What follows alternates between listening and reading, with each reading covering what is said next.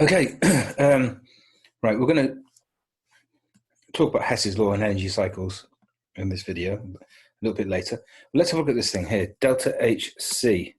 Right, now the C stands for combustion. And the little symbol there, that means standard conditions, which means 298 Kelvin, so that's 25 degrees C, 1 atmosphere pressure, and if you have all elements and compounds in their standard states, we won't worry too much about that just now. But if you get a data book, and you get a book full of these delta HC values for any compound you can think of, and it'll give you the enthalpy of combustion of it. And how are they worked out? Well, they are worked out using calorimetry experiments, and the very crude version of it, which you've probably done in school.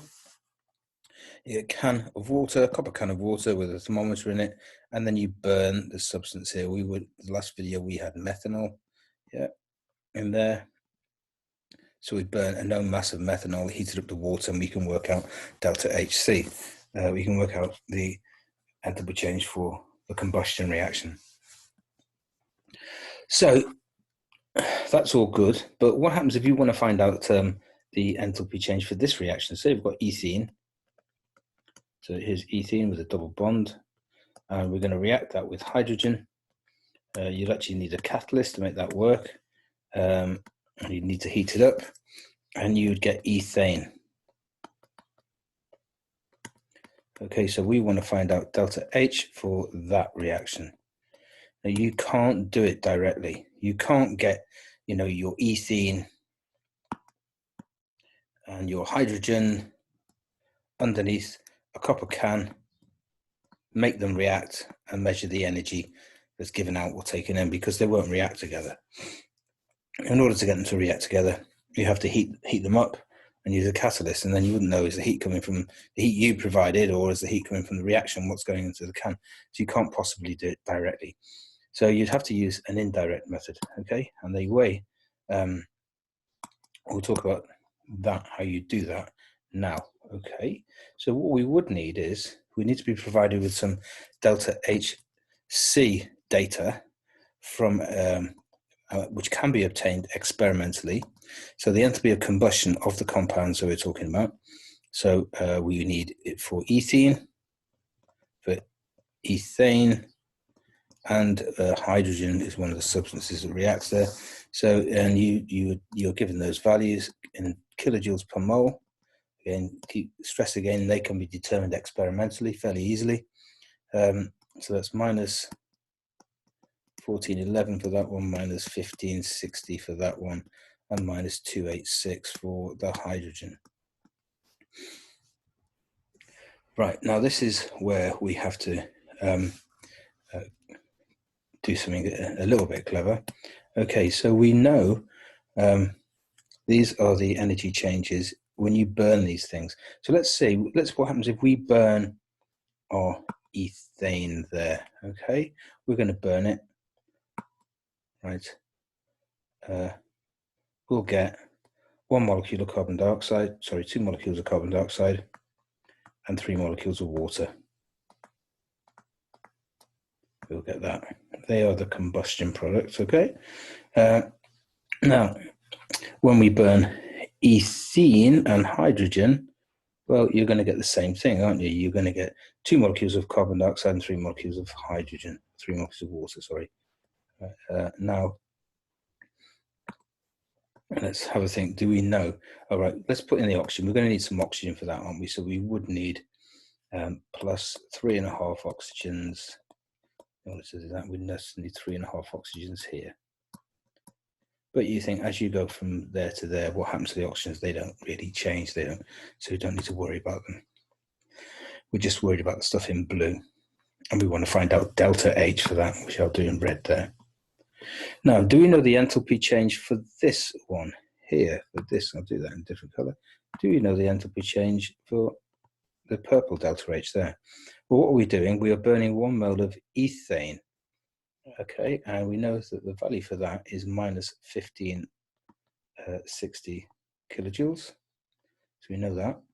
And here, what we're doing on this side, we're burning 1 mole of ethene, and that will give us minus 1411 exothermic kilojoules. And we're burning 1 mole of hydrogen also, which gives us minus 286. Okay, so what I'm going to do is I'm going to add those two up together. So that enthalpy change for that change, when you burn the ethene and the hydrogen, that's going to be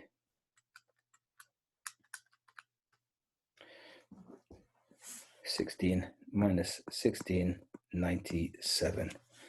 Okay, now this is where the clever bit is. Now what Hess's law says, it's, I won't worry about the definition of it, but it says, what if you do, it's the law of conservation of energy, essentially. It says whatever you, whichever way you do it, it doesn't really matter. The enthalpy change only depends on the start and the finish. So what I mean by that is, and I can rub out this now because we're finished with that, okay? Right, if I consider starting off at this position here, okay? All right. And I'm going to go to form our ethane. Right, so there's two ways of going about that. There's the direct way.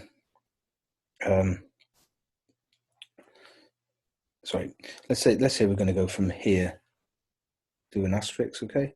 Let's say we're going to go from here to here. There's the direct way, isn't there? Which is this yellow one here. I'll call that delta H yellow, yeah. Or we can go the long way round. We can do, first of all, we can go to there, and then we can go to there. So that would be the red delta H. I'm going to rub this out. If you did it the long way round, it would be the red delta H plus the purple delta H. We're all happy with that? And we know that that is equal to the yellow delta H, because it's the same starting position. This is the start. Same finishing position. This is the finish. You've just done it two different ways. And law of conservation of energy says you've got to, it's got to be the same. Right, now what we're trying to find out from this one here, we're trying to find out delta H, aren't we? Red delta H. So red delta H is going to be equal to the yellow one minus the purple one. And all you've got to do is put in the numbers and you can work out the value for the red delta H. Now, there is a slightly quicker way, and this is the way most people do. What people say is they'll say, we want to go from there to there, okay? So the other way of doing it is going there and there. Okay, all the red arrows. So what you say for this red arrow, you'd say for this one, you're following the arrow. So you keep the sign, whatever the sign of the yellow delta H may be. But this one, because we're going against, see this arrow here, we're going against it, aren't we? So what we do there is we flip the sign. So against the arrow,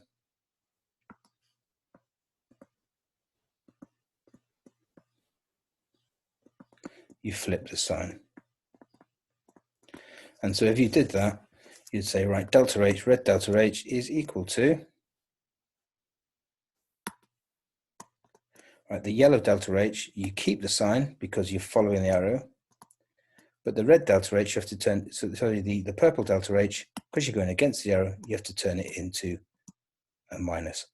And you can see there, look, we've essentially just done the same thing. Look, we've done, we've got that expression the long way, and we've got that one the quick way.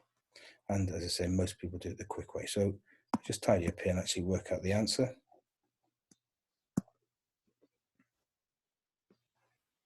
So red delta H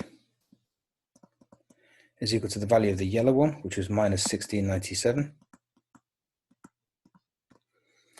minus the value of the purple one, because we flipped the arrow there. So that's going to be minus, the purple value is minus 1560. So that's going to make it a plus, isn't it?